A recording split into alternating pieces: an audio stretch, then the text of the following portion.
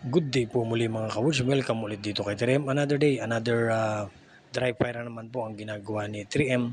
Dito sa pagkakataon po na ito, ang ginagawa po ni 3M ay change magazine po.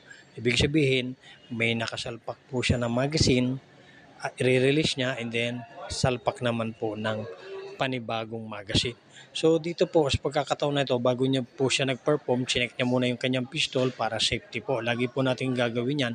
At makikita niyo po sa performance na ginagawa niya ay hindi po naka-insert ang trigger finger niya doon sa trigger. Yan po ang ating pakakaiwasan.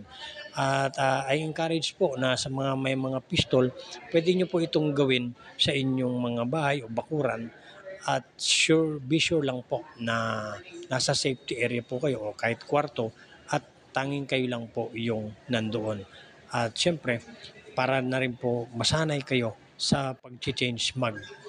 At dito po sa ginagamit ni 3M ay yung kanyang G43X ay meron pong red dot optic. So kahit na po may red dot optic, ay application pa rin ng fundamentals of marksmanship ang ating ginagawa rito.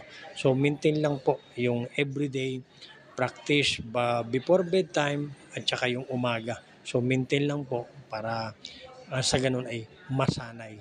Yun po, para pagpundating po natin sa range ay counting bala lang po yung ating magagamit, dahil inuubos natin yung panahon sa mga exercise tsaka practice.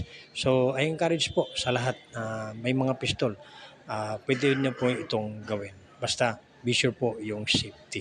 Yan po mga ka-Woods, kaya muli ay talaga namang balik putok si 3M.